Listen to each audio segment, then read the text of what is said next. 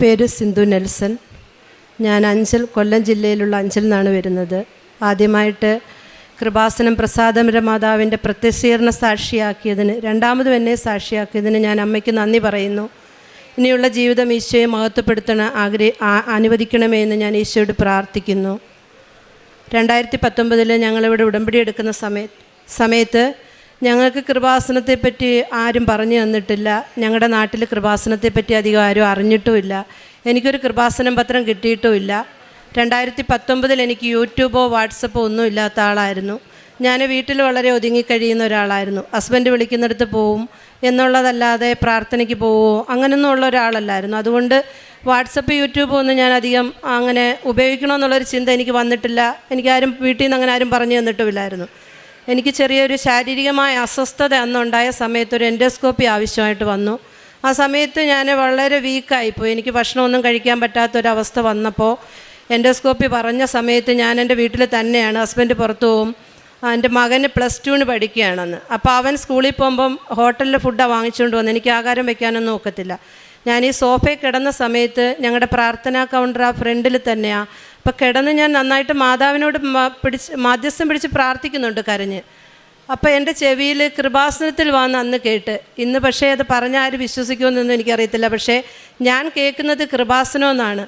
അപ്പോൾ ഈ കൃപാസനം എന്ന് കേട്ട ഉടനെ ഞാൻ എണ്ണിട്ടിരുന്നിട്ട് എൻ്റെ മനസ്സിലോട്ട് ഓടി വരുന്നത്, എൻ്റെ പള്ളിയിലെ കോൺവെൻറ്റിലെ ഒരു സിസ്റ്റർ ഉണ്ടായിരുന്നു. സിസ്റ്റർ തുമ്പോളിയിലുള്ള സിസ്റ്ററായിരുന്നു. സിസ്റ്റർ ഇപ്പോൾ മരിച്ചുപോയി.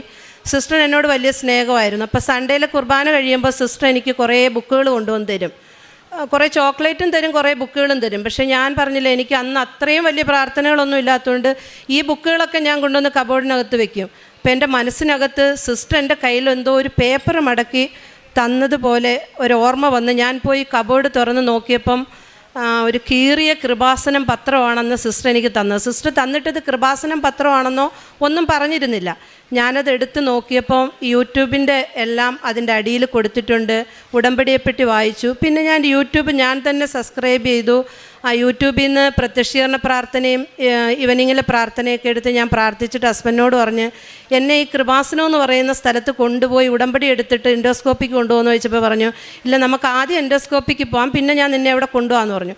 ഈ പ്രത്യക്ഷീകരണ പ്രാർത്ഥന ഞാനൊരു 3-4 ദിവസം ചൊല്ലി ഹസ്ബൻഡിന് മനസ്സുണ്ടാകണേന്ന് പ്രാർത്ഥിച്ചു. 2 ദിവസം കഴിഞ്ഞപ്പോൾ എന്നോട് പറഞ്ഞു, നമുക്ക് ഉടമ്പടി എടുക്കാമെന്ന് പറഞ്ഞു. ഞങ്ങളിവിടെ വന്ന് 3 പേരുമായിട്ട് വന്നു, ഉടമ്പടി എടുത്തു. ഞാൻ അപ്പോൾ കിംസിലാണ് എനിക്ക് ആദ്യം എൻഡോസ്കോപ്പി പറഞ്ഞത്. പക്ഷേ ഈ ഉടമ്പടി എടുത്തതിന് ശേഷം ഹസ്ബൻഡ് പറഞ്ഞു ആസ്റ്റർ മെഡിസിറ്റിയിലോട്ട് പോകാമെന്ന് പറഞ്ഞു. അപ്പോൾ ഞാൻ പറഞ്ഞു, മാതാവേ, നിന്നെ കണ്ടിട്ട് പോകാനാണ് തീരുമാനമെന്ന് വെച്ചു. ഞങ്ങൾ ആസ്റ്ററിൽ പോയപ്പം ഇവിടെ വന്ന് പ്രാർത്ഥിച്ചിട്ടാണ് പോയത്. എൻ്റെ എൻഡോസ്കോപ്പിയിൽ അങ്ങനെ ക്യാൻസറിൻ്റെ ഒരു അംശമോ അങ്ങനെയൊന്നും ഉണ്ടായിരുന്നില്ല. ചെറിയൊരു മരുന്നിൽ അതങ്ങ് മാറി. അതിന് ശേഷം പിന്നെ ഞങ്ങൾ ഉടമ്പടി എന്ന് പറയുന്നത് ഞങ്ങൾ നിയോഗത്തിന് വേണ്ടിയിട്ടല്ല പുതുക്കുന്നത്. ഞങ്ങൾ മറ്റുള്ളവരെ ഉടമ്പടി എടുപ്പിക്കാനും മറ്റുള്ളവരെ സഹായിക്കാനും എങ്ങനെ പ്രാർത്ഥനയിലോട്ട് മുന്നോട്ട് വരണമെന്നുള്ള ഇതിലോട്ട് അങ്ങ് മാറിപ്പോയി. ഒരു നിയോഗവും ഞങ്ങൾ എഴുതിയിട്ടില്ല. പിന്നെ അങ്ങനെ അതിനുശേഷം എനിക്ക് സാക്ഷ്യങ്ങളുണ്ടായിട്ടുണ്ട്. ഇത് 2ാമത്തെ സാക്ഷ്യമാണ്. ഉടമ്പടിയിൽ ഇങ്ങനെ മുന്നോട്ട് ഈ കാരുണ്യപ്രവൃത്തിയിലൊക്കെ മുന്നോട്ട് പോകുന്ന സമയത്ത് എനിക്ക് ഡിസംബറിൽ എൻ്റെ വയറിലൊരു വേദന വന്നു. വയറിൽ വേദന വന്ന സമയത്ത് എനിക്ക് കുനിയാനും നൂരാനും ഒന്നും പറ്റാത്തൊരു വേദന. ഞാനത് വീട്ടിൽ പറയും. അന്നേരം ഹസ്ബൻഡും ഭയങ്കര അസ്വസ്ഥമായിരുന്നു. ഇതെന്തോ ഇങ്ങനൊരു വേദനയെന്ന് പറഞ്ഞ് ഞങ്ങളൊരു ഡോക്ടറെ കാണാൻ പോയപ്പോൾ സ്കാൻ ചെയ്തപ്പോൾ അതിനകത്ത് അപ്പൻഡിസൈറ്റിസിൻ്റെ ഇതുണ്ടെന്ന് പറഞ്ഞു. അപ്പോൾ അത് സർജറി ചെയ്തല്ലേ പറ്റുള്ളൂ അപ്പൻഡിസൈറ്റിസ് ആണെങ്കിൽ. അങ്ങനെ ഞങ്ങളൊരു ഗ്യാസ്ട്രോ സർജനെ കാണാൻ പോകുമ്പം ഈ പോകുന്നതിന് മുമ്പ് ഞങ്ങൾ തൈലം തൊട്ട് പ്രാർത്ഥിച്ചിട്ടാണ് പോയത്. അവിടെ ചെന്നപ്പോൾ ഡോക്ടർ പറഞ്ഞ്, ഇതെന്തിനാണ് നിങ്ങളിവിടെ വന്നത്, ഇതിനകത്തൊന്നുമില്ല എന്ന് പറഞ്ഞ് ഞങ്ങളെ തിരിച്ചയച്ചു. പക്ഷെ ഞാൻ വീട്ടിൽ വന്നിട്ട് എൻ്റെ വേദന മാറിയില്ല. എനിക്ക് അതേ വേദന അങ്ങനെ നിന്നപ്പോൾ എൻ്റെ സഹോദരൻ 1 വർഷമായി മരിച്ചു പോയിട്ട് ലിവർ ക്യാൻസറായിട്ടാണ് മരിച്ചത്. അപ്പൻ്റെ അനിയനും അങ്ങനെ തന്നെയാണ് മരിച്ചത്. അപ്പോൾ അവനെ ചികിത്സിച്ച് അതേ ഗ്യാസ്ട്രോയിലെ ഡോക്ടറെ അടുത്ത് എന്നെ ഹസ്ബൻഡ് കൊണ്ടുപോയി. ചെന്നപ്പോൾ ഡോക്ടർ എന്നോട് പറഞ്ഞു, 2002 മുതൽ എനിക്ക് സ്കാൻ ചെയ്യുന്നുണ്ട്. ആ സ്കാനിങ്ങിൽ എനിക്ക് ഫാറ്റി ലിവറാണ്, 1st ഗ്രേഡ് ഫാറ്റി ലിവറാണ്. അത് ഈ ഡിസംബർ വരെ ചെയ്ത സ്കാനിങ്ങിൽ ഫാറ്റി ലിവറാണ്. അപ്പോൾ ഡോക്ടർ പറഞ്ഞു, പിന്നെ ബ്രദർ ഇങ്ങനെ മരിച്ചതുകൊണ്ടും ബ്രദറിന് ഫാറ്റി ലിവർ സിറോസിസ് ട്യൂമറായിട്ടാണ് വന്നത്. അപ്പം നിനക്ക് സിറോസിസ് ആയി കാണും, അതുകൊണ്ട് ഒരു ഫൈബ്രോ സ്കാൻ ചെയ്യണം. അത് കഴിഞ്ഞിട്ട് നമുക്ക് സിറോസിസ് ആയെങ്കിൽ അതിൻ്റെ ട്രീറ്റ്മെൻറ്റ് സ്റ്റാർട്ട് ചെയ്യാമെന്ന് പറഞ്ഞു. അപ്പോൾ എൻ്റെ ബ്രദറിനെ അറിയാവുന്നതുകൊണ്ട് ഡോക്ടർക്ക് എന്നോട് വലിയ സ്നേഹമായിരുന്നു. ഞാൻ എണ്ണിറ്റപ്പോൾ ഡോക്ടറിൻ്റെ തോളെ പിടിച്ചിട്ട് പറഞ്ഞു, നീ വിഷമിക്കേണ്ട, സിറോസിസ് ആണെങ്കിൽ ഞാൻ നിനക്ക് ഡയറ്റൊക്കെ തരാം കേട്ടോ എന്ന് പറഞ്ഞു. ഞാൻ വീട്ടിൽ വന്നിട്ട് എൻ്റെ ഈശോയുടെയും ഈ കൃപാസന അമ്മയുടെ വലിയ ഫോട്ടോ ഞങ്ങളുടെ വീട്ടിലുണ്ട്. അമ്മയ്ക്കായിട്ട് ഒരുക്കിയിരിക്കുന്ന ഭവനമാണത്. ഞങ്ങൾ എപ്പോഴും പ്രാർത്ഥന എല്ലാവരെയും വിളിച്ചിട്ട്. അപ്പം ഞാൻ പറഞ്ഞ്, മാതാവേ, എൻ്റെ ബ്രദറിന് ഇങ്ങനെ തന്നെയാണ് പോയത്. വീട്ടിലും ചില ആൾക്കാർക്ക് അങ്ങനെ ബന്ധുക്കളും അങ്ങനെ ഉണ്ടായിരുന്നു. എനിക്കിങ്ങനെ ഒരു അസുഖം തരരുതേ, ഒരസുഖം തരരുതേ എന്ന് ഞാൻ പ്രാർത്ഥിക്കുന്നില്ല. അങ്ങനെയല്ലല്ലോ ഈശോയെ നമ്മൾ സ്നേഹിക്കേണ്ടത്. പക്ഷേ ഈ ഒരു അസുഖം വന്നാൽ ഡയറ്റ് വലിയ പാടാണ്, എനിക്കറിയാം. ഞാൻ ഈ കൃപാസനത്തിൻ്റെ പ്രേക്ഷിതമായിട്ട് നിൽക്കുന്നതുകൊണ്ട് ഒരുപാട് രോഗികളെ വിസിറ്റ് ചെയ്യും. അപ്പം ഇങ്ങനെയുള്ള രോഗികളുണ്ട്. എനിക്ക് അവരുടെയൊക്കെ വേദന കാണുമ്പോൾ വലിയ വിഷമോ. അപ്പോൾ ആ ഡയറ്റൊന്നും ചിലപ്പോൾ എന്നെക്കൊണ്ട് പൂർത്തിയാക്കാനൊന്നും നോക്കത്തില്ല. ആരും എവിടെയെങ്കിലും പോയാൽ ആ ഡയറ്റൊന്നും നമുക്ക് പറ്റത്തില്ല. എനിക്ക് ഈ ഡയറ്റ് പറ്റത്തില്ല. പിന്നെ അതുകൊണ്ട് എന്നെ ഈ സിറോസിസ് ഒന്നും ആവരുത്, അതിലോട്ട് എന്നെ കൊണ്ടുപോകരുതെന്ന് പറഞ്ഞ്. അങ്ങനെ ഞങ്ങൾക്ക് ഏകദേശം ഒരു 8 ദിവസം ഉണ്ടായിരുന്നു ആ ഫൈബ്രോ സ്കാനിൻ്റെ ഡേറ്റിന്. ആ അത്രയും ദിവസവും ഞാൻ രാവിലെയും വൈകിട്ടും ഈ ഉടമ്പടി തൈലം കുരിശ് വരച്ചിട്ട് ഞാൻ ഇങ്ങനെ തന്നെ പ്രാർത്ഥിച്ചുകൊണ്ടിരുന്നു. എൻ്റെ ഹസ്ബൻഡും പ്രാർത്ഥിക്കുന്നുണ്ട്. ഹസ്ബൻഡ് എല്ലാ മാസവും 18 വീട്ടിൽ പ്രേക്ഷിതം ചെയ്യുന്ന ഒരാളാണ്. പത്രം കൊടുത്ത്, പത്രവും ഉപ്പും എല്ലാം കൊണ്ടുപോയി അവരെ ഇവിടെ കൊണ്ടുവരണമെങ്കിൽ ഉടനെ എനിക്ക് കോൺടാക്റ്റ് ചെയ്ത് തരും അവരുടെ നമ്പരൊക്കെ. ഞങ്ങൾ ഫൈബ്രോ സ്കാനിങ്ങിന് പോയി. എന്നെ ഫൈബ്രോ സ്കാനിന് വിളിക്കുന്നതിന് മുമ്പേ ഞങ്ങൾ ഈ ഉടമ്പടി തൈലവും ഉടമ്പടി കാശുരൂപവും കൈ വെച്ചിരുന്നു. ഡോക്ടർ എന്നെ സ്കാനിങ്ങിന് വിളിക്കുമ്പോൾ ഞാൻ അത്രയും പേര് അവിടെ ഇരിപ്പുണ്ട് മെട്രോയിൽ. അവരുടെ മുമ്പിൽ ഇരുന്ന് തന്നെ ഞാൻ എൻ്റെ ഉടുപ്പ് പൊക്കിയിട്ട് ലിവറിൻ്റെ സൈഡിൽ ഉടമ്പടി തൈലം എടുത്ത് കുരിശ് വരച്ചിട്ട് ഈ കാശുരൂപം എൻ്റെ ഇന്നറിനകത്ത് വെച്ചു. അപ്പോൾ എനിക്ക് പേടിയുണ്ട് അവരെ എടുക്കാൻ പറയുമോയെന്ന്. ഞാൻ മാതാവിനോട് പറഞ്ഞു, മാതാവ് ഇത് എടുക്കരുത്, എൻ്റെ ലിവറല്ല, അമ്മയുടെ ലിവർ വേണം പരിശോധനയ്ക്ക് കൊടുക്കാനെന്ന് പറഞ്ഞു. പരിശോധന എല്ലാം കഴിഞ്ഞ് അരമണിക്കൂർ കഴിഞ്ഞ് ഞങ്ങൾക്ക് റിസൾട്ട് വന്നപ്പോൾ എൻ്റെ ഈ 2002 മുതലുള്ള ഫാറ്റി ലിവർ എന്ന് പറയുന്ന അതുപോലും എനിക്കില്ല, സിറോസിസ് ഇല്ല. എൻ്റെ ലിവർ നല്ല പൂർണ്ണമായിട്ടും ആരോഗ്യമായിട്ടിരിക്കുവാണ്. അതിനോടൊപ്പം തന്നെ എനിക്ക് ഒരു സാക്ഷ്യം കൂടെ അതിൽ മാതാവ് ഈശോയും തരാനുള്ളൊരു സാക്ഷ്യമായിരുന്നു. ഞാനിവിടെ വരുന്നതിന് മുമ്പ് തന്നെ എനിക്ക് കിഡ്നി സ്റ്റോൺ എന്ന് പറയുന്ന അസുഖമുണ്ട്. കാരണം എൻ്റെ മകൻ ജനിച്ചപ്പോൾ അവൻ പല്ലോട് കൂടിയാണ് ജനിച്ചത്. അപ്പോൾ എനിക്ക് കാൽസ്യത്തിൻ്റെ എന്തോ ഒരു പ്രോബ്ലം ഉണ്ടെന്ന് എനിക്കറിയാം. എല്ലാ 10 മാസം കൂടുമ്പോഴും എനിക്ക് സ്റ്റോണിൻ്റെ പെയിൻ വന്നിട്ട് ഞങ്ങളുടെ നാട്ടിലുള്ള സെൻറ്റ് ജോസഫ് മിഷൻ ഹോസ്പിറ്റലിലെ കാഷ്വാലിറ്റിയിലാവും ഒരു ദിവസം. ഞാൻ ആ കാഷ്വാലിറ്റിയിലാവുന്ന സമയത്ത് തീവ്രമായ വേദനയാണ്. പക്ഷേ എനിക്ക് ഈ ഉടമ്പടി എടുത്തതിന് ശേഷം എനിക്ക് ആ വേദന സഹിക്കാനൊക്കെ ഉള്ള കഴിവ് ഈശോയമ്മയും തന്നിട്ടുണ്ട്. ഞാനത് ഉടമ്പടി കാശുരൂപം തന്നെ അപ്പോഴും കൈ വെച്ചേക്കുന്നത്. പക്ഷേ എന്നാലും നമ്മൾ രാത്രി അവിടെ കിടക്കണം. അവർ ട്രിപ്പിടും. പിറ്റേ ദിവസം അവർ പറയും യൂറോളജിയെ കാണാൻ പറയും. ഞങ്ങൾ പോവും. പക്ഷേ മരുന്നൊന്നും ഇതുവരെ എടുക്കുമോ. ഒരു സർജറിക്ക് പറഞ്ഞിട്ട് ഈ തൈലം കൊണ്ട് തന്നെ ഞങ്ങൾക്ക് സർജറി എല്ലാം മാറിപ്പോയിട്ടുണ്ട്. എന്നാലും 9 വർഷമായിട്ട് ഈ 10 മാസം കൂടുമ്പോൾ എനിക്കിങ്ങനെ സ്കാൻ ചെയ്യുമ്പോഴും ഇതുള്ളപ്പോഴും എൻ്റെ മനസ്സിലൊരു വേദന ഉണ്ടായിരുന്നു. ഞാൻ ജനുവരിയിൽ ഒരു കുട്ടികളില്ലാത്തൊരു ദമ്പതികളെ ഇവിടെ അച്ഛനെ കാണിക്കാനായിട്ട് കൊണ്ടുവന്നു. അവരച്ഛനെ കാണാൻ കയറിയ സമയത്ത് ഞാൻ ആ ആരാധനാ ചാപ്പലിൻ്റെ മുമ്പിൽ നിൽക്കുക. അപ്പം ഞാൻ അവരെ നോക്കിക്കൊണ്ട് നിന്ന സമയത്ത് ഞാൻ പെട്ടെന്ന് എൻ്റെ അന്നേരം എനിക്ക് കിഡ്നിയുടെ സൈഡ് ഇടയ്ക്കിടയ്ക്ക് വേദന, എപ്പോഴും വേദനയാണ്, കഴച്ചൊരു വേദനയാണ് അത്. അപ്പം ഞാൻ പറഞ്ഞ്, പരിശുദ്ധ അമ്മയ്ക്കും ഈശോയ്ക്കും മാത്രമേ ഞാൻ ജനിച്ചപ്പോഴേ ഉള്ളതായിരിക്കാം ഇത്. എൻ്റെ ശരീരത്തെ കല്ലെടുത്ത് മാറ്റാൻ ഈ ലോകത്ത് ഒരു മനുഷ്യനും പറ്റത്തില്ല. പക്ഷെ നിങ്ങൾക്കത് സാധിക്കുമല്ലോ എന്ന് പറഞ്ഞിട്ട് ആ വിളക്കിലിരിക്കുന്ന എണ്ണ എടുത്ത് ഞാൻ എൻ്റെ കിഡ്നിയുടെ സൈഡിൽ കുരിശ് വരച്ചിട്ടാണ് പോയത്. ഞാൻ ഈ ഫൈബ്രോ സ്കാനിങ് ചെയ്യുന്ന സമയത്ത് അതിൽ റിസൾട്ട് വന്നേക്കുന്നത് എൻ്റെ 2 കിഡ്നിയിലും ഒരു സ്റ്റോണും ഇല്ല. 9 വർഷമായിട്ട് 10 മാസം സ്കാൻ ചെയ്യുമ്പോൾ 3 mm 4 mm ഇങ്ങനെ സ്റ്റോണുണ്ട്. അതിൻ്റെ വേദനയുണ്ട്. കാരണം നമ്മൾ വേദനയങ്ങ് സഹിച്ചു പോവുക. അതെൻ്റെ 2ാമത്തെ സാക്ഷ്യമായിരുന്നു അങ്ങനെ കിട്ടിയത്. പിന്നെ ജനുവരി 1-ാം തീയതി ഞങ്ങളിവിടെ വേറെ ഒരു ആളെ ഒരു രോഗി അച്ഛനെ കാണിക്കാനായിട്ട് കൊണ്ടുവന്ന സമയത്ത് എൻ്റെ കൂടെ ഞങ്ങൾക്കൊരു ഗ്രൂപ്പുണ്ട്. ആ ഗ്രൂപ്പിലൊരു കുട്ടി സാക്ഷ്യം പറയാൻ ഇവിടെ കയറി, ഒരു ജർമ്മൻ ലാംഗ്വേജിൻ്റെ സാക്ഷ്യം പറയാൻ കയറിയപ്പോൾ ഈ സാക്ഷ്യം കണ്ടിട്ട് സാക്ഷ്യം കഴിഞ്ഞ് ഇവൾ ഓടി വന്ന് എന്നെ കെട്ടിപ്പിടിച്ച് ഉമ്മ വെച്ചപ്പം അവരെ കൂടെ വന്ന ഒരു 7-8 അക്രൈസ്തവരുണ്ടായിരുന്നു ഉടമ്പടി എടുത്ത്. അവരെല്ലാം കൂടെ എന്നെ കൂടിയിട്ട് പറഞ്ഞു, നമുക്കൊരു ഗ്രൂപ്പ് കൃപാസനമ്മയുടെ പേരിൽ ഉണ്ടാക്കണമെന്ന് പറഞ്ഞു. ഞങ്ങൾ ജനുവരി 1-ന് ആ ഗ്രൂപ്പ് ഉണ്ടാക്കി. 14 പേരുണ്ട്. 12 പേര് എപ്പോഴും പ്രാർത്ഥനയാണ് സജീവമായിട്ട് വാട്സപ്പിൽ. അപ്പോൾ ആ ഗ്രൂപ്പ് ഉണ്ടാക്കിയപ്പോൾ ആദ്യമായിട്ട് അഖണ്ഡ ജപമാല പിടിക്കാൻ ഞാനിവിടെ വന്ന് സാറിനെ കണ്ടു, PR സാറിനെ കണ്ടു. സാറ് ഞങ്ങൾക്ക് ബ്ലസ് ചെയ്ത് അഖണ്ഡ ജപമാല തന്നു. ഞങ്ങളുടെ ഗ്രൂപ്പിനെ ബ്ലസ് ചെയ്തൊക്കെ വിട്ട് ഞങ്ങൾ അഖണ്ഡ ജപമാല പിടിക്കുന്നതിൻ്റെ തലേ ദിവസം എൻ്റെ സൗണ്ട് അങ്ങ് നഷ്ടപ്പെട്ടു പോയി. സൗണ്ട് എനിക്ക് എത്ര സംസാരിക്കാൻ ശ്രമിച്ചാലും എനിക്ക് വേദനയാണ്, സൗണ്ട് വരത്തില്ല. ഒരു കീന്നൊരു സൗണ്ടേ പുറത്തോട്ട് വരൂ. അല്ലെങ്കിൽ ഒരിച്ചിരി സൗണ്ട് വരണമെങ്കിൽ ശക്തമായിട്ട് അത്രയും സംസാരിക്കണമല്ലോ, മൈക്കിലൊക്കെ സംസാരിക്കുന്നവരെ സംസാരിക്കണം. അപ്പോൾ എനിക്ക് അഖണ്ഡ ജപമാല ചൊല്ലാൻ പറ്റിയില്ല, അവരുടെ കൂടെ ഇരിക്കാൻ മാത്രമേ പറ്റിയുള്ളൂ. അപ്പോൾ ഈ അക്രൈസ്തവരൊക്കെ ഒരുപാട് സൗണ്ടിലിങ്ങനെ വിശ്വാസത്തോടെ ചൊല്ലുന്ന കേൾക്കുമ്പോൾ ഞാൻ അവിടെ ഇരുന്നങ്ങ് കരയുമായിരുന്നു. മാതാവേ, എനിക്ക് മാത്രം ചൊല്ലാൻ പറ്റുന്നില്ലല്ലോ, എൻ്റെ ഈ സൗണ്ട് എന്താ ഇങ്ങനെ ആയിപ്പോയത്, ഒരു നല്ല കാര്യം ചെയ്യുന്നതിൻ്റെ തലേ ദിവസമല്ലേ ഇതിങ്ങനെ ആയിപ്പോയതെന്നൊക്കെ ഞാൻ മാതാവിനോട് ഇങ്ങനെ ചോദിക്കുന്നുണ്ട്. നിനക്ക് തരാൻ പറ്റത്തില്ലേ എന്നൊക്കെ പറഞ്ഞ് പ്രാർത്ഥിച്ച് അവിടെ ഇരുന്നു. പക്ഷേ എനിക്ക് സൗണ്ട് വന്നില്ല. ആ മാസം തന്നെ ഞങ്ങൾ 4 പ്രാർത്ഥന ചെയ്തു വീട്ടിൽ. അതെല്ലാം എൻ്റെ വീട്ടിലായിരുന്നു ആ പ്രാർത്ഥനയെല്ലാം, 13 പേരും. 4 പ്രാർത്ഥന ചെയ്തപ്പോഴും ഞാനിങ്ങനെ മൗനമായിട്ടിരിക്കും. അപ്പോൾ എൻ്റെ ഹസ്ബൻഡ് ഇച്ചിരി തിരക്കുള്ള ആളാണ്. അപ്പോൾ ആ മാസത്തിൽ അദ്ദേഹത്തിന് വലിയ തിരക്കായതുകൊണ്ട് എൻ്റെ ഈ സൗണ്ടിനെ പറ്റി ഒന്നും ചോദിക്കത്തില്ല. അതെന്നെ വല്ലാതെ വിഷമിപ്പിച്ച്, നിനക്കിങ്ങനെ സൗണ്ട് പോയല്ലോ. അപ്പോൾ വിചാരിക്കുന്ന തൈറോയിഡിൻ്റെ പ്രോബ്ലം ഉള്ളതുകൊണ്ട് അതുകൊണ്ടാണ്, അത് പിന്നെ കാണിക്കുമ്പോൾ ശരിയാവുമെന്നും പറഞ്ഞായിരുന്നേ. അപ്പോൾ എനിക്ക് എല്ലാ വർഷവും FNAC എടുക്കാറുണ്ട്.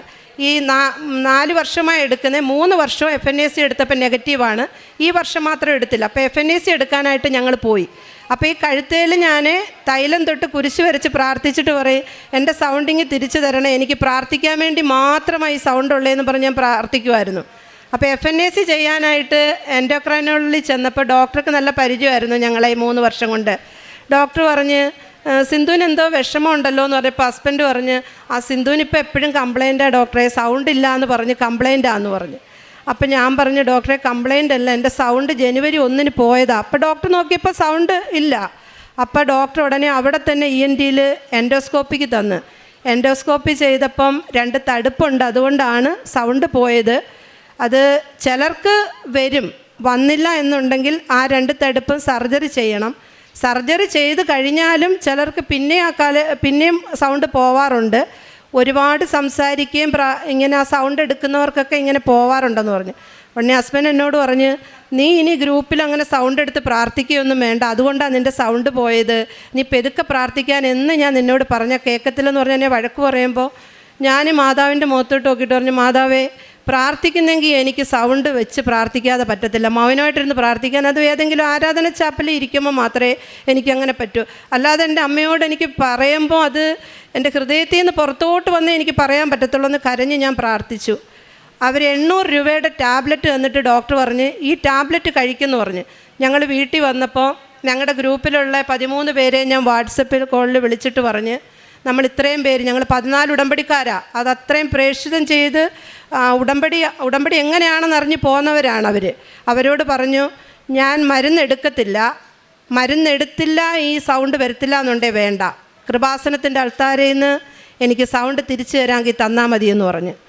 ഞാൻ ആ മരുന്നെടുത്തില്ല, തൈലം മാത്രം തൊട്ട് പ്രാർത്ഥിച്ച്. പിന്നെ അവർ പ്രാർത്ഥനയ്ക്ക് വരുമ്പോൾ അത്രയും ഉടമ്പടിക്കാരും അവർ ഓടി വന്ന് എൻ്റെ കഴുത്തേൽ അവർ ഉടമ്പടി തൈലം എടുത്തുകൊണ്ട് വന്ന് അവർ കുരിശ് വരച്ച് പ്രാർത്ഥിച്ചിട്ടാണ് പോകുന്നത്. അപ്പോൾ ഹസ്ബൻഡ് ഇടയ്ക്ക് എൻ്റെ അടുത്ത് ചോദിച്ച്, നീ എന്താ മരുന്നെടുക്കാത്തേ? ഞാൻ പറഞ്ഞില്ല, ഞാൻ മരുന്നെടുക്കത്തില്ല, എൻ്റെ കൃപാസനം അമ്മ എനിക്ക് സൗണ്ട് തരുമെങ്കിൽ തന്നാൽ മതിയെന്ന് പറഞ്ഞു. പക്ഷേ ഹസ്ബൻഡ് ഒന്നും പറഞ്ഞില്ല. ഒരു ഹസ്ബൻഡിന് വിശ്വാസമാണ്. പിന്നെ എൻ്റെ സൗണ്ടിൻ്റെ ആ ഒരു പോരായ്മ കൊണ്ടായിരിക്കാൻ ചോദിച്ചത്.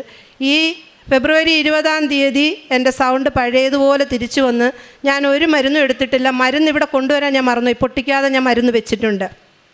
ഇത്രയും അമ്മ എന്നെ ഇങ്ങനെയൊരു അനുഗ്രഹത്തിന് വേണ്ടിയിട്ടല്ല ഞങ്ങൾ കൃപാസന അമ്മയെ സ്നേഹിക്കുന്നത്.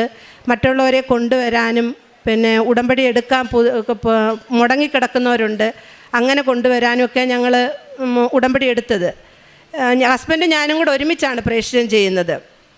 ഞങ്ങൾക്ക് ഒരുപാട് പരിഹാസമുണ്ട്. കൃപാസനമ്മയുടെ പേര് കിട്ടുന്ന പരിഹാസമെല്ലാം എനിക്ക് എൻ്റെ മേളിൽ പൂവായിട്ട് വീഴുന്ന പോലെ തോന്നുന്നത്. ആദ്യമൊക്കെ ഒരു ചമ്മലുണ്ടായിരുന്നു. ഞാൻ എൻ്റെ ഈ ബാഗിൽ ഇവിടുന്ന് കൃപാസനമ്മയുടെ ഈ ഫോട്ടോ ഒട്ടിച്ചിട്ട് ഇപ്പോൾ 6 മാസമായി. ഇതിൻ്റെ പേരിൽ ഞാൻ കേൾക്കുന്ന ആക്ഷേപവും പരിഹാസമൊക്കെ എനിക്കൊരു ദിവസം എന്ന് പറഞ്ഞാൽ സന്തോഷത്തിൻ്റെ ദിവസമാണ് ആ കിട്ടുന്ന പരിഹാസമൊക്കെ. ഒരുപാട് പേര് പരിഹസിക്കും, ഈ മാതാവിൻ്റെ ഫോട്ടോ എന്തിനാ ബാഗിലൊക്കെ ഒട്ടിച്ചുകൊണ്ട് കിടക്കുന്നതെന്ന് പറഞ്ഞ്. അത് ഞങ്ങൾ ഒട്ടിക്കാൻ വൈകിപ്പോയെന്നാണ് ഞങ്ങൾ മറുപടി പറയുന്നത്. ഈ ബാഗ് പഴകിയിട്ട് പോലും ഇത് മാറ്റാൻ എനിക്ക് പറ്റത്തില്ല. അത്രമാത്രം ഞങ്ങൾ അമ്മയെ സ്നേഹിക്കുന്ന ഒരു കുടുംബമാണ്. അതിലൂടെ 20 പേരെ ഞങ്ങൾക്ക് കൊണ്ടുവരാൻ പറ്റുക. 20 പേരെ വെറുതെ അല്ല കൊണ്ടുവന്നത്, അവർ ഉടമ്പടിയിൽ ഉറച്ചു നിന്ന് ആ 20 പേര് പിന്നെ 5 പേരെ വെച്ച് അവർ കൊണ്ടുവരിക ചെയ്യുന്നത്. ഞങ്ങൾ ജനുവരി 1-ാം തീയതി ഒരു ഗ്രൂപ്പ് ഉണ്ടാക്കി. ആ ഗ്രൂപ്പിനകത്ത് ഞങ്ങളിപ്പോൾ 2 മാസമായതേ ഉള്ളൂ. ആ ഗ്രൂപ്പിൽ ഒരുമിച്ച് നിന്നുകൊണ്ടാണ് കാരുണ്യപ്രവൃത്തി ചെയ്യുന്നത്. ആ കാരുണ്യപ്രവൃത്തി ആദ്യമായിട്ട് ഇപ്പോൾ ചെയ്തത് വലിയൊരു കാരുണ്യപ്രവൃത്തി എന്ന് പറയുന്നത്, ഞങ്ങളുടെ വീട്ടിൻ്റെ അടുത്തൊരു ദരിദ്ര കുടുംബമുണ്ട്. അവർക്ക് ജപ്തി ചെയ്ത് അവരെ ഇറക്കി വിട്ടപ്പോൾ അവർക്ക് വീടില്ലാത്തതുകൊണ്ട് അവരൊരു ടാർപ്പ കെട്ടിയാണ് കിടക്കുന്നത്. അപ്പോൾ അതിൻ്റെ സൗകര്യങ്ങളൊക്കെ ഞങ്ങളാണ് ചെയ്തു കൊടുക്കുന്നവർക്ക്. അപ്പോൾ ആ പെങ്കൊച്ചിന് യൂട്രസ് ഔട്ടായിട്ട് 5 വർഷമായി സർജറിക്ക് പോകാൻ പൈസ ഇല്ലാതെ വിഷമിച്ചിരിക്കുന്ന സമയത്ത് ഞങ്ങളുടെ ഗ്രൂപ്പിൽ ഈ 13 പേരും ചേർന്ന് 24,000 രൂപ പിരിച്ച് മെനഞ്ഞാന്ന് കൊടുത്ത് അവളെ SATയിലേക്ക് സർജറിക്ക് അയച്ചു. ഇന്ന് അവൾ സ്കാനിങ്ങിന് പോയിരിക്കുകയാണ്. അങ്ങനെ അത്രയും നല്ലതുപോലെ ചെയ്യുന്ന അക്രൈസ്തവരായിട്ടുള്ള കുടുംബങ്ങളാണ് അതിനകത്തുള്ളത്. അവരുടെ പ്രാർത്ഥന വലിയ പ്രാർത്ഥനയാണ്. അവർക്ക് എപ്പോഴും പ്രാർത്ഥിക്കണം കൃപാസന അമ്മയോട്. പിന്നെ ഞങ്ങളുടെ പ്രേക്ഷിതം എന്ന് പറയുന്നത്, ഞങ്ങൾ ഉടമ്പടി എടുത്ത സമയത്ത് എല്ലാവരെയും പോലെ കാരുണ്യപ്രവൃത്തി, അച്ഛൻ പറയുന്നുണ്ടല്ലോ കാരുണ്യപ്രവൃത്തി ചെയ്തില്ലെങ്കിൽ ഉടമ്പടി പൂർത്തിയാവത്തില്ല എന്ന് വെച്ചുകൊണ്ട് ഞങ്ങൾ അങ്ങനെ കാരുണ്യപ്രവൃത്തി ചെയ്യുമായിരുന്നു. പേരിനും വേണ്ടി ഒരു കുടുംബത്തെ സഹായിക്കും. പിന്നെ ഞങ്ങൾ 2019, 2025 ആയപ്പോഴത്തേക്ക് ഞങ്ങളുടെ കാരുണ്യപ്രവൃത്തി എന്ന് പറയുന്നത്, ഞങ്ങൾ രോഗികളെ സന്ദർശിച്ച രോഗികളെ ഞാൻ ഹോസ്പിറ്റലിൽ കൊണ്ടുപോകും. ആ കൊണ്ടുപോയ രോഗിയുടെ വീട്ടിൽ തന്നെ നിരന്തരം സന്ദർശിക്കുക, അവർക്ക് വേണ്ടുന്ന എല്ലാ സഹായവും ഞാൻ ചെയ്തു കൊടുക്കും. ഭക്ഷണമില്ല എന്നറിയുന്നിടത്ത് ഭക്ഷണം കൊണ്ടു കൊടുക്കും. വസ്ത്രമില്ലാത്ത ഒരുപാട് പേരുണ്ട്, അവർക്ക് ഞങ്ങൾ വസ്ത്രം കൊണ്ടുവന്ന് കൊടുക്കുകയും ഹോസ്പിറ്റലിൽ കൂടെ പോവുകയും, വായിക്കാൻ അറിയാത്തവരുണ്ട്, അതെല്ലാം വായിച്ചെടുത്ത് എല്ലാ ടെസ്റ്റുകളും ഞാൻ തന്നെ ചെയ്തു കൊടുക്കുകയൊക്കെ ചെയ്യും. രണ്ടാമത് പിന്നെ അങ്ങനെ പോയ സമയത്ത് പിന്നെയും കാരുണ്യപ്രവൃത്തിയിൽ വേറൊരു മാറ്റം വന്നപ്പോൾ എനിക്ക് തോന്നി, ഉടമ്പടി എടുത്ത് ഒരുപാട് പേര് ഉടമ്പടി മുടക്കിയിട്ട് കാശുരൂപം പോലും എവിടാന്നറിയാതെ വീടുകളിലിരിക്കുന്നുണ്ട്. ഞാൻ അവരുടെ എല്ലാം വീടുകളിൽ പോയി അവരെ വിളിച്ച് ഇവിടെ കൊണ്ടുവന്നു. ആദ്യം അവർക്ക് അവരുടെ വീട്ടിൽ വെച്ചൊരു ക്ലാസ് കൊടുത്തു.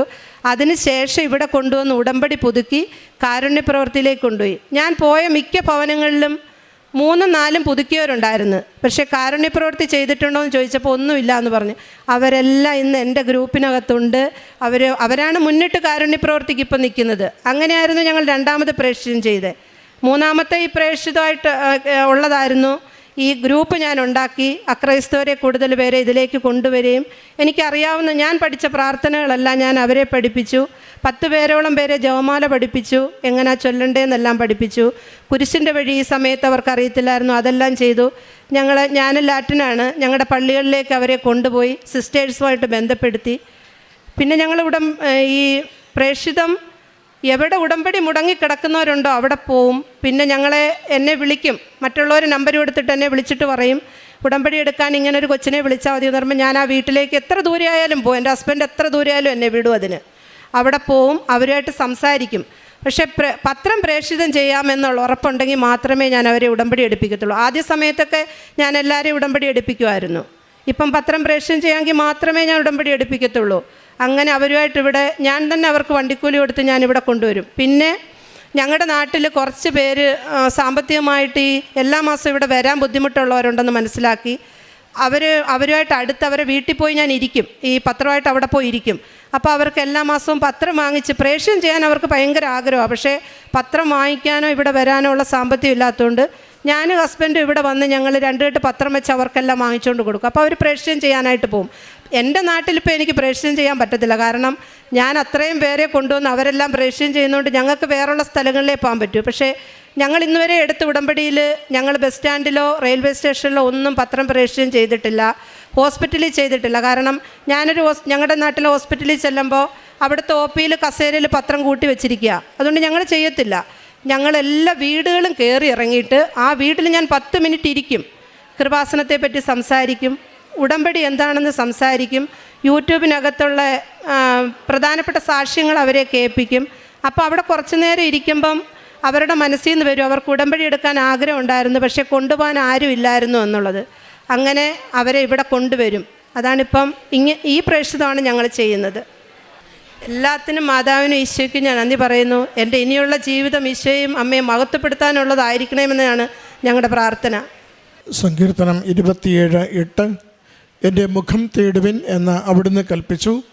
കർത്താവെ, അങ്ങയുടെ മുഖം ഞാൻ തേടുന്നുവെന്ന് എൻ്റെ ഹൃദയം അങ്ങയോട് മന്ത്രിക്കുന്നു. അങ്ങയുടെ മുഖം എന്നിൽ നിന്ന് മറച്ചു വയ്ക്കരുതേ. സിന്ധു നെൽസൺ എന്ന ഈ സഹോദരി മരിയൻ ഉടമ്പടി ജീവിതത്തിലേക്ക് പ്രവേശിച്ചതിലൂടെ അനേകരെ പരിശുദ്ധ അമ്മയുടെയും ഈശോയുടെയും സംരക്ഷണത്തിലേക്കും സ്നേഹത്തിലേക്കും ആനയിച്ചതിൻ്റെ സാക്ഷ്യമാണ് നമ്മളോട് പങ്കുവെച്ചത്. നാം ഓരോരുത്തരും മാമോദീസയിലൂടെ പ്രേക്ഷിതരായി അയക്കപ്പെട്ടവരാണ്. നാം ഓരോരുത്തരും ക്രിസ്തുവിനെ സ്നേഹിക്കുവാനും ക്രിസ്തുവിനെ അറിയിക്കുവാനും അയക്കപ്പെട്ടവരാണ്. അതുകൊണ്ട് തന്നെയാണ് ജോസഫ് അച്ഛൻ ഉടമ്പടി ധ്യാനത്തിൽ നമ്മളോട് എപ്പോഴും പറയുക, വിശ്വാസത്തിൽ ആഴപ്പെടുക, വിശ്വാസം ഇല്ലാത്തവർക്ക് വിശ്വാസം കൈമാറുക. ഇത് ഉടമ്പടി ജീവിതത്തിൻ്റെ ഏറ്റവും മർമ്മപ്രധാനമായ ദൗത്യമാണ്. നമ്മൾ അതിനെയാണ് പ്രേക്ഷിത പ്രവൃത്തി എന്ന് പറയുന്നതും. നാം മറ്റൊരാളോട് ഈശോയെക്കുറിച്ച് സംസാരിക്കുന്നത്, അമ്മ മാതാവിൻ്റെ പ്രത്യക്ഷീകരണത്തെക്കുറിച്ച് സംസാരിക്കുന്നത്, ഒരു ഉടമ്പടി സാക്ഷ്യം ഷെയർ ചെയ്തു കൊടുക്കുന്നത്, ഒരു ഉടമ്പടി ധ്യാനം ഷെയർ ചെയ്തു കൊടുക്കുന്നത്, അതൊക്കെയും അതുകൊണ്ട് തന്നെ പ്രേക്ഷിത പ്രവൃത്തികളാണ്. കൃപാസനത്തിലുള്ള പ്രധാനപ്പെട്ട പ്രേക്ഷിത പ്രവൃത്തിയാണ് കൃപാസനം പത്രം. അത് വിശ്വാസം കൈമാറുവാനും വിശ്വാസം ആഴപ്പെടുത്തുവാനും വേണ്ടി ദൈവാനുഭവങ്ങൾ നിറച്ചെഴുതിയിരിക്കുന്ന ആ കുറിപ്പ് മറ്റുള്ളവർക്ക് കൈമാറുക എന്നത്. ഓരോ മാസത്തെ കൃപാസനം പത്രത്തിലും 100ഓളം ക്വാളിറ്റിയുള്ള ജീവിതാനുഭവങ്ങളെ നമുക്ക് കാണാനാകും. അതോടൊപ്പം ജോസഫ് അച്ഛൻ്റെ ആ മാസം മുഴുവനും അമ്മ മാതാവും ഈശോയും അച്ഛന് നൽകിയ സന്ദേശങ്ങളുടെ സംക്ഷിപ്തം എഡിറ്റോറിയലായും നമുക്കതിൽ വായിക്കുവാൻ പറ്റും. അതുകൊണ്ട് തന്നെ ഒരു കൃപാസനം പത്രം ദൈവത്തിൻ്റെ വചനം കൊണ്ടും ദൈവം പ്രവർത്തിക്കുന്ന അടയാളങ്ങൾ കൊണ്ടും നമ്മൾ മറ്റൊരാൾക്ക് കൈമാറുന്നതാണ്. പ്രിയമുള്ളവരെ, ഈ നാളുകളിൽ ഒരു പുതിയ സമൂഹത്തെ രൂപപ്പെടുത്തുവാൻ, ആത്മാവിനെ നിരന്തരം ദൈവത്തിന് സമർപ്പിക്കുന്ന ഒരു സമൂഹത്തെ രൂപപ്പെടുത്തുവാൻ, നിത്യതയെ സ്വപ്നം കണ്ടുകൊണ്ട് ഈ ലോകത്തിൽ വിശുദ്ധിയിലും വിശ്വസ്തതയിലും ജീവിക്കുന്ന ഒരു സമൂഹത്തെ രൂപപ്പെടുത്തുവാൻ, ലോകത്തിൻ്റെ ഏതൊരു കഷ്ടകാലത്തിലും ഏതൊരു ദാരിദ്ര്യത്തിലും ഇല്ലായ്മയിലും ദൈവം എൻ്റെ കൂടെ നിന്ന് എനിക്ക് ശക്തനായവൻ വലിയ കാര്യങ്ങൾ ചെയ്തു തരും എന്ന പൂർണ്ണമായ പ്രത്യാശയോടും വിശ്വാസത്തോടും കൂടി ജീവിതം നയിക്കുവാൻ, വിശ്വാസത്തിൻ്റെ വിശ്വസ്തതയുള്ള ബലം നൽകുന്ന ദൈവസാന്നിധ്യം അനുഭവിക്കുവാൻ നമ്മളെ സഹായിക്കുന്ന വലിയ പദ്ധതിയാണ് മരിയൻ ഉടമ്പടി എന്നത്. അതുകൊണ്ട് നാം ഒരു മരിയൻ ഉടമ്പടി എടുക്കുന്നു എന്നതിൻ്റെ അർത്ഥം ദൈവത്തിൽ ശരണപ്പെടുന്നു, ദൈവശക്തിയിൽ വിശ്വസിക്കുന്നു, മറ്റാർക്കും നൽകുവാനാവാത്ത അനുഗ്രഹം ദൈവകൃപയാൽ അമ്മയുടെ പ്രത്യക്ഷീകരണത്തിൻ്റെ സഹായത്താൽ നമുക്ക് ദൈവം അനുവദിച്ചു തരികയും നാം അത് അനുഭവിക്കുകയും ചെയ്യുമെന്ന് പ്രത്യാശയുടെ ലോകത്തോട് പറയുകയാണ്. സഹോദരി സൂചിപ്പിച്ചു, അക്രൈസ്തവ സഹോദരങ്ങൾക്കിടയിൽ ശക്തമായ പ്രേക്ഷിത പ്രവർത്തനത്തിന് പരിശുദ്ധാത്മാവ് നയിക്കുകയും അനേകരെ അതിലൂടെ അമ്മ മാതാവിൻ്റെ തിരുനടയിലേക്ക് എത്തിക്കുവാനും അവരുടെ ജീവിതങ്ങൾക്ക് വിശ്വാസം കൈമാറുവാൻ, ജീവിത വിഷയങ്ങൾക്ക് പരിഹാരം കൊടുക്കുവാൻ ഉടമ്പടിയിലൂടെ സാധിക്കുന്നുമെന്ന്. ഉടമ്പടി ജീവിതം അത് ദൈവത്തോടുള്ള വിശ്വസ്ത ബന്ധത്തിൻ്റെ ജീവിതമാണ്. ഉടമ്പടി ജീവിതം സഹോദരൻ്റെ ഇല്ലായ്മകളെ കണ്ടറിഞ്ഞുകൊണ്ട് കാരുണ്യത്തോടെ സ്നേഹത്തോടു കൂടി ദൈവത്തിൻ്റെ ഉപകരണങ്ങളായി പ്രവർത്തിക്കുവാൻ നമ്മളെ ശക്തിപ്പെടുത്തുന്ന ജീവിതക്രമമാണ്. ഉടമ്പടി ജീവിതം ദൈവത്തെ അറിയിക്കുവാനും പങ്കുവയ്ക്കുവാനും നമ്മളെ നിരന്തരം പ്രചോദിപ്പിക്കുകയും ദൈവത്തിൻ്റെ പ്രേക്ഷിതരായി ലോകത്തിന് നിലനിൽക്കുവാൻ നമ്മളെ സഹായിക്കുകയും ചെയ്യുന്ന ജീവിത ദൈവിക പദ്ധതിയാണ്. അതുകൊണ്ട് ഉടമ്പടി ജീവിതത്തിലൂടെ നാം മുന്നേറുമ്പോൾ ദൈവത്തിന് സ്വന്തമായി തീരുന്നു, മനുഷ്യർക്ക് സഹോദരങ്ങളായിത്തീരുന്നു. നമ്മുടെ തന്നെ ആത്മാവിന് എന്നും നിത്യതയിലേക്ക് യാത്ര ചെയ്യുവാൻ പറ്റും വിധം വിശുദ്ധിയോടെ സൂക്ഷിക്കുവാൻ സാധിക്കുകയും ചെയ്യുന്നു. അതിൻ്റെ സാക്ഷ്യാനുഭവങ്ങളാണ് ഈ സഹോദരി ഈ അൾത്താരയിൽ പങ്കുവച്ചത്. ഈ കുടുംബത്തിന് ലഭിച്ച എല്ലാ ആത്മീയ ബോധ്യങ്ങൾക്കും ദൈവാനുഭവങ്ങൾക്കും അമ്മ മാതാവിനും തിരുക്കുമാരനും നന്ദി പറഞ്ഞുകൊണ്ട് കരങ്ങളടിച്ച് ഈ സാക്ഷ്യം നമുക്ക് സമർപ്പിക്കാം.